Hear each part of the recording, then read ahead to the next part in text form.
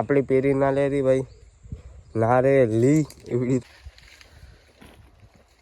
તો કઈ બે મણ ઉતારી દીધી પછી 18-20 વધે એની રીતે તો હપ્તાવીને વહી જાય ચાલો ભાઈ પછી હું તો અહીંથી પાડું રામ ડેરાને કેમ છો મિત્રો મજામાં જે છે તો મજામાં રહેવાનું હવાના પરમાં તમને એમ થતું હશે કે આ ક્યાં નીકળી ગયો ભાઈ હું જાઉં ભાઈ આપણી ખેતરે કરવા આવે છે ભાઈ વાવેતર આપણે વાવવાના છે ઘઉં તો હમણાં ટ્રેક્ટર આવે છે તો આપણે આજ કરવાનું છે વાવણી તો ચાલો હું તમને બતાડી કે આપણે ગામડામાં કેવી રીતના પ્રોસેસ થાય વાવણીની તો આપણે જોઈએ હું કેવી રીતના શુંથી હું હોય ચાલો કન્ટિન્યુ ભાઈ આપણે બારવાનું છે આ ને આ એ બધું બારવાનું છે તો આ ચાલો બહાર નાખીએ તો આને આપણે બહાર નાખ્યું જોઈ શકો છો આપણે એવા માટે વાળીએ કે ભાઈ આપણા ખેતરમાં પછી આ ઉડે નહીં અગર આ ભાઈ આપણા ખેતરમાં ઉડી જાય એટલે આમથી લીધે પાછું ખડ થાય બીજું એક્સ્ટ્રા નવું ઉગી જાય એટલે આને બારી જ નાખીએ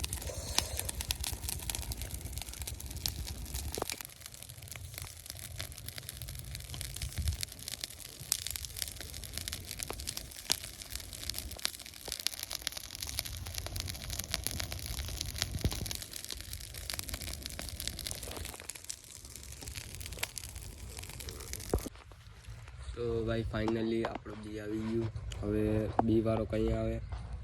બી વાળો કંઈ આવે એ આપણે જોઈએ એ કે હમણાં આવું તો આપણે જોઈએ આવે કે હમણાં નહીં જોઈએ ભાઈ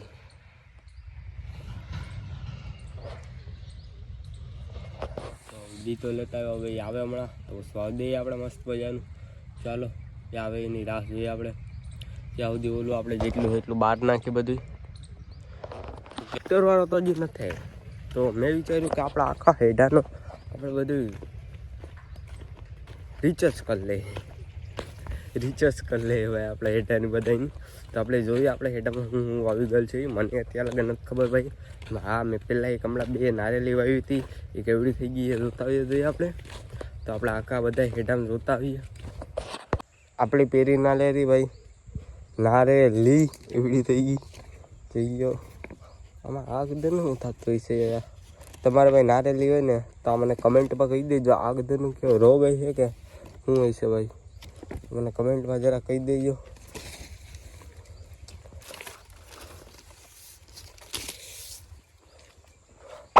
આ 1 2 3 4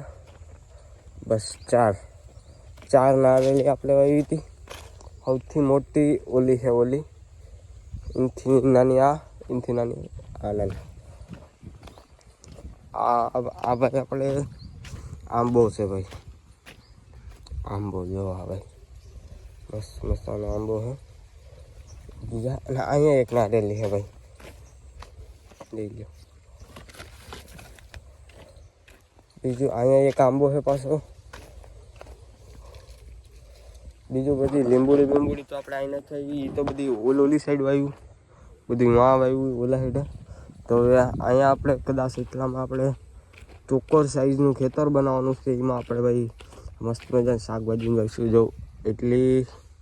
અહીંથી સેટ અહીંયા સુધી એટલે આપણે ચોક્કર સાઈઝનું બનાવીશું અને આપણે જોઈએ એમાં કેવું ઉગે કે નહીં તો આમાં મસ્ત વિકસે તો ખરા ભાઈ જોઈએ હવે આપણે ઉગે કે નહીં ને આ તો ભાઈ પડતર જ પડ્યો હજી જોઈ લો ભાઈ બાવર આનો કાંટો લાગે ને તમને એટલે તમારું પૂરું થઈ જાય ભાઈ આનો કાંટો જોરદાર तो मैं अकेले रखड़ रहा हूँ मुझे कुछ काम नहीं है इसलिए मैं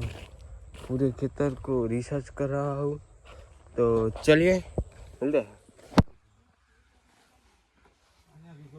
તો કઈ બે મણ ઉતારી દીધી પછી 18-20 વધે 18 વીઘામાં 9 ફીટે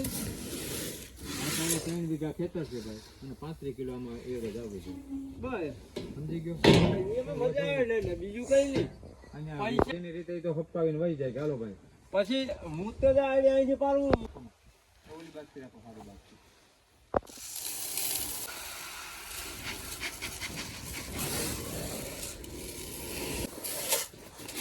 હાલો